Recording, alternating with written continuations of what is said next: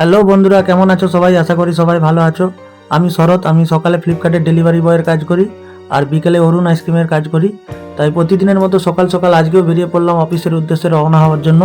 আজকে কিন্তু আমি কোনো ডেলিভারির ব্যাগ কাঁধে নিয়ে যাইনি, কারণ আজকে আমাদের স্ট্রাইক করার কথা আছে। আমরা সব ডেলিভারি বয়রা মিলে ঠিক করেছি যে আজকে আমরা কোনো পার্সেল দেবো না, যেহেতু আমাদের কোনো অফিস থেকে আমাদের কোনো এই যে ইস্যুটা হচ্ছে এটা নিয়ে কোনো কিছু আপডেট দিচ্ছে না, আর আমাদের যারা স্যার আছে তারাও কোনো কিছু বলছে না।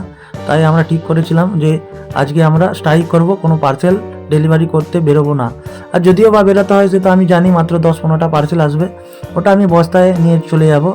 তাই আজকে আমি আমার এই ডেলিভারি ব্যাগটা নিয়ে আসিনি। আর আমাদের অফিসে এখন একটু সমস্যাও চলছে। আমাদের অফিসে যারা লং রুটে কাজ করে তাদের কিন্তু বেশি সমস্যা হচ্ছে। তাদের কিন্তু নিজেদের পকেট থেকে বাইকের তেলের টাকাটাই বেরিয়ে যাচ্ছে। আর তোমরা এটা আমাদের অফিসের ভিতরে অবস্থাটা দেখো, তো বুঝতেই পারছো। আমরা সবাই কিন্তু এখানে বসে আছি, আমাদের স্যার আসবে। আর কিছুক্ষণ পর স্যার এলো আর আমাদের সাথে কথা হলো, কিন্তু আমাদের এই ইস্যু কবে ঠিক হবে এটা কিন্তু স্যার বলতে পারলো না। বাট যারা আমাদের অফিসের লংয়ে কাজ করে, মানে লং রুটে কাজ করে, তাদেরকে তেলের টাকা এক্সট্রা দেওয়া হবে, এটাই বললো। তারপরে স্যারের সাথে কথা বলার পরেও আমরা বেরিয়ে গেলাম। আজকে যেহেতু আমি ব্যাগ আনিনি, তাই বস্তায় বেঁধেই পার্সেলগুলো নিয়ে চললাম ডেলিভারি করার জন্য। আজকে আমার ছিল মাত্র 12টা পার্সেল। এই 12টা পার্সেল নিয়েই ডেলিভারি করতে বেরিয়ে পড়লাম। আর আমাদের সবাইকে কিন্তু এই পার্সেলগুলো ডেলিভারি করতেই হবে, কারণ আমরা এখন কাজ করছি। আর পরে যখন ইস্যুটা ঠিক হয়ে যাবে তখন কিন্তু আমরাই আবার কাজ করব। আর এখন যদি এই কাজটা ছেড়ে দেই, পরে কিন্তু আমার জায়গাটা অন্য কেউ নিয়ে নেবে, তখন তুমি আর এই কাজে চান্স পাবে না। সেই জন্য বাধ্য হয়ে কিন্তু এই কাজটা করতে হয়, সে লস হোক আর যাই হোক। তাই লস করে হোক আমরা এই কাজটা করছি, যেহেতু আমাদের ফ্যামিলি কিন্তু আমাদের এই কাজের উপরেই ডিপেন্ডেবল। আর এখন যদি এই কাজটা ছেড়ে দিই, কিন্তু এরকম কাজ পাওয়া খুবই মুশকিল আছে। তো জানি কিছুদিন পরে হয়তো সব কিছু ঠিক হয়ে যাবে, বাট এখন এরকম পরিস্থিতি চলছে। বাট এরকম কাজ যদি একবার ছেড়ে দেই, পরে কিন্তু পাওয়া খুব চাপ।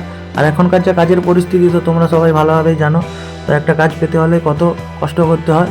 তো যাই হোক, মোটামুটি আজকে তো কোনো ক্যাশ অন ডেলিভারি ছিল না, আর এই কদিন তো এরকম ক্যাশ অন ডেলিভারি পার্সেল নেই।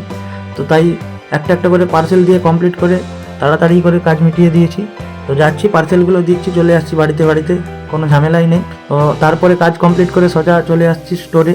আর একটা জিনিস আমি বুঝতে পেরে গেছি, এখানে সময়টাকে ঠিকঠাক করে কাজে লাগাতে হয়। আমি না যদি বিকেলে অরুণ আইসক্রিমে কাজ করতাম, ঘুরতাম, আড্ডা মারতাম, ওই খালি সময়টা যদি আমি আড্ডা দিয়ে কাটিয়ে দিতাম, তাহলে আমি বুঝতে পারতাম যে আমার সময়টাও কিন্তু এখন খারাপ যেত। সেটা আমি এখন ভালোভাবেই বুঝতে পারছি। তাই সময়টাকে নষ্ট না করে আমাদের কিন্তু সবারই উচিত সময়টাকে কাজে লাগানো। যখন আমাদের কোনো খারাপ সময় আসে তখনই আমরা এটা বুঝতে পারি। যেমন আমার এখন খারাপ সময় চলছে, তাই আমি এখন ভালোভাবেই বুঝতে পারছি। আর আজকে কিন্তু আমাদের অরুণ আইসক্রিম স্টোরে একটা ফিস্ট বা পিকনিক, তো তোমরা যাই বলো, তো সেটা আছে আজকে। তাই আমরা বাজার করতে চলে এসেছিলাম, আমিও আমার টিম মেম্বার। আর এই বাজারটা কিন্তু আমাদের এই অরুণ আইসক্রিম স্টোর থেকে মাত্র 300 মিটারের দূরে হবে।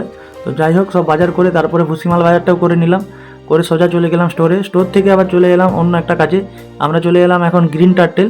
তো এখানেও আমাদের অরুণ আইসক্রিমের ফ্রিজ আছে, আর এখানে ফ্রিজের মধ্যে একটু বরফ জমে গেছিলো। ফ্রিজটা এখন ডিফ্রস্ট করব। আর এই আইসক্রিমগুলো যত এলোমেলো হয়ে আছে এগুলোকেও আমরা সাজিয়ে দেবো। আর আমাদের কিন্তু অরুণ আইসক্রিমে কাজ করলে এভাবে এরকম তোমাদেরকে কাজগুলো করতে হবে। আর এই কাজগুলো করতে কিন্তু বেশ ভালোই লাগে। তো এটা সেরকম কঠিন কাজ নয়, একদম সহজ কাজ, একটু শুধু নিজের বুদ্ধিটাকে খাটাতে হবে।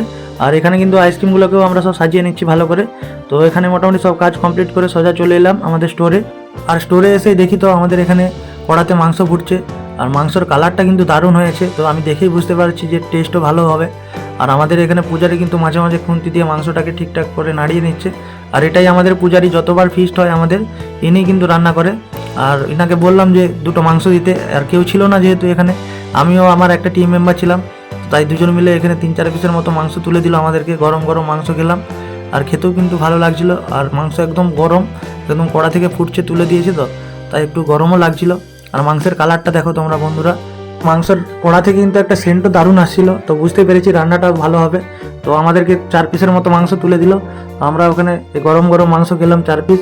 তো তারপরে এখানে খাওয়া দাওয়ার সময় তো দেখতেই পাচ্ছ সবাই এখানে খেতে বসে পড়েছে, আর একদিক দিয়ে আমাদের এই পরিবেশন চলছে, তো দেখতেই পাচ্ছ। আর আমিও কিন্তু খেতে বসে পড়েছি, আমারও খুব খিদে পাচ্ছিল। আর শুধু মাংস ছিল না, আর ছিল আলু ভাজা, ডাল একটা ছিল। তো রান্নাগুলো সবই ভালো করেছে। তো দেখতেই পাচ্ছ এখানে 7-8 জনের মতো আমরা আছি, আর বাইরে এখনও 7-8 জনের মতো বসে আছে। ওরাও সবাই খাবে, তখন আমরা আবার পরিবেশন করব। আর খাওয়া দাওয়াটা কিন্তু আজকে সবার ভালোই হলো, আর রান্নাটাও কিন্তু আজকে ভালোই হয়েছে। তো যাই হোক, ওখানে সব কাজ কমপ্লিট করে এখন বাড়ি যাওয়ার সময়। তো ভিডিওটা যদি ভালো লাগে অবশ্যই একটা লাইক করো, কমেন্ট করো, শেয়ার করো, আর নতুন হয়ে থাকলে আমার চ্যানেলটিকে সাবস্ক্রাইব করো।